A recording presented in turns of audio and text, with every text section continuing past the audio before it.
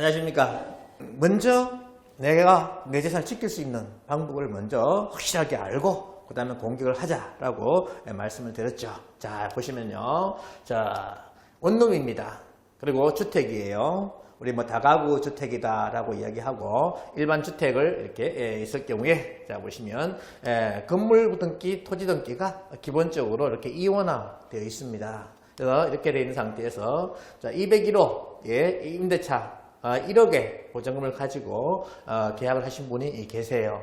자 이런 상황에서 자 우리가 나중에 최악의 상황에서 보증금을 확보하기 위해서 하는 행위가 있죠. 뭐가 있습니까? 우리 전입신고 하시고요. 그 다음에 점유 이사 가셔야 됩니다. 그리고 세 번째 확정일자를 이렇게 받게 되면요. 요구선 비용이 1,000원 상당 이렇게 들어가게 됩니다.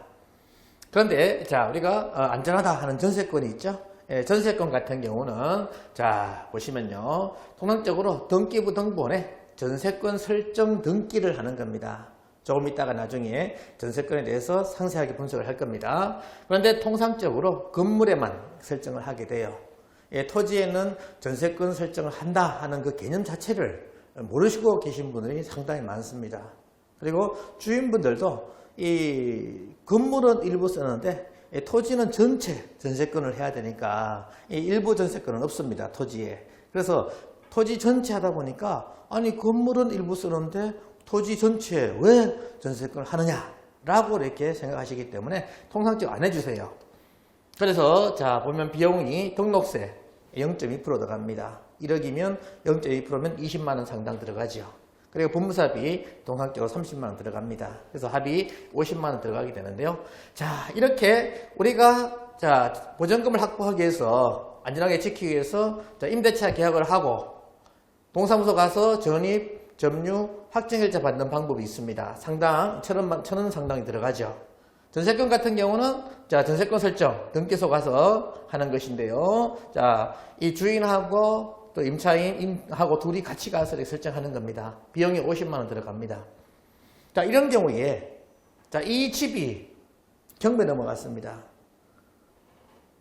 자 어떤 사람이 임차권자가 전세권자가 누가 나중에 배당을 통상적으로 순위는 같다고 보시고요. 통상적으로 누가 많이 배당을 받게 되느냐 전세금을 확보할 수 있느냐라고 이렇게 생각하면요. 자 어떻게 생각하십니까? 누가 보증금을 많이 받을 수 있다라고 생각하시는가요? 전세권 보통 50만 원 들어갔으니까 전세권이 많이 받는다라고 생각을 하십니다. 자 그런데 우리가 이 법을 아는 것이 왜 중요한가 하면요. 한번 보세요. 자 통상적으로 아까 전세권은 어떻습니까? 건물에만 설정한다 그랬죠. 그러면 부동산 가격은요. 자 평균적으로 자 금액이고 연도입니다. 시간이 건물가 같은 경우는 감가상각이 있어가지고 다운되는 이런 상황이 됩니다. 그런데 토지 가격은 통상적으로 시간이 지나면서 올라가게 되죠. 토지가는 이렇게 올라갑니다. 그래서 건물가는 다운되지만 토지가가 올라가기 때문에 건물 전체 매매가는 이렇게 올라가는 이런 상황이 벌어지게 되죠. 자 그러면 아까 자 이 전세권 같은 경우는 건물에만 설정했죠. 이거 토지에는 설정 안 했어요. 그러다 보니까 어떻습니까? 우리가 배당받을 때 이 부분에 대해서만 배당을 받는 이런 상황이 됩니다. 왜? 아까 민법에서는 권리 위에 잠자고 있는 사람까지 챙겨주지 않는다 그랬죠. 반드시 본인이 알고 챙겨야 됩니다. 그래서 토지에 대해서는 안 했으니까 토지 부분에 대해서는 배당을 못 받아요. 우리가 통상적으로 그렇습니다. 이 물건이 전체 2억에 낙찰됐다. 그러면요 토지하고 건물하고 금액을 안분을 합니다. 그래서 토지는 토지대로 배당이 되고 건물은 건물대로 배당이 돼요. 그러면 토지에 대해서는 설정을 안 했으니까 여기에 대해서는 배당을 받지 못하고 건물에 대해서만 배당을 받게 됩니다. 그러면 자 2억이면 토지 1억, 건물 1억 이렇게 됐다면요. 이렇게 조금 안분을 하게 되죠. 그러면 결국 토지에 대해서 안 했으니까 1억에 대해서 못 받고 요 1억에 대해서만 배당을 받아야 되는 이런 상황이 됩니다.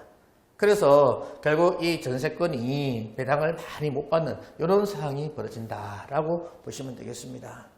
그래서 우리가 그러면 토지에 대해서 전세권을 설정할 수 없는 것이냐?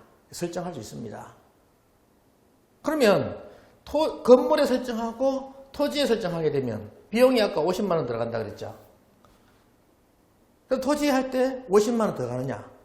그것이 아닙니다. 얼마 들어가는가 하면요. 요만큼만 들어가게 됩니다. 15,000원. 15,000원만 내게 되면 건물에 설정할 때 토지에 신청하게 되면 결국 토지까지 설정할 수 있어요. 그래서 이런 것들을 내가 알고 그 임대인한테 가서 설명을 해야 됩니다. 임대인님, 주인님, 토지까지 설정해도 주인님한테는 아무 피해가 없습니다. 그러니까 토지까지 좀 해주세요 라고 부탁을 하면, 이해를 시키면 주인도 흔쾌히 해주십니다. 근데 그렇게 못할 때 같은 경우는 결국 모르니까 안 해주는 이런 상황이 되는 거예요. 자, 그런데 우리가 전입신고하고, 아까 임차권 했죠? 전입신고하고 점유하고 확정일자를 하게 되면요, 어저께 했듯이 결국 민법 안에 뭐가 있습니까? 주택임대보호법 특별법이 있다 그랬죠? 이 특별법에 해당되게 되면요, 이렇게 되어 있습니다.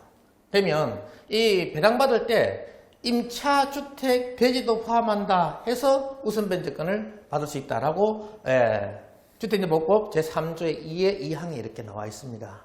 그래서 임차권 같은 경우는요, 전입점유 확정일자 하게 되면 이 전체 낙찰금액 전체에서 배당을 받을 수 있는 이런 상황이 된다는 겁니다. 그래서 2억 전체에서 임차인은 배당을 받을 수가 있어요. 그래서 통상적으로 임차권자가 많이 배당을 받는, 전입, 점용, 확정일자 했을 때 결국 주택임대차보호법 적용을 받게 되면서 배당을 많이 받는 이런 상황이 된다는 거예요. 그래서 우리가 아는 만큼 재산을 지킬 수 있다. 괜히 쓸데없이 이 원룸에 전세권 해가지고 50만 원 들었는데 나중에 배당도 못 받아. 그러면 결국 손해보는 거 아니겠습니까? 그래서 이것만 정확하게 개념을 아시더라도 수업료 다 빠졌죠? 우리 원룸이나 주택 같은 경우는 전세권 설정할 필요가 없다. 요거 하나 꼭 기억하시고 가시면 좋겠습니다.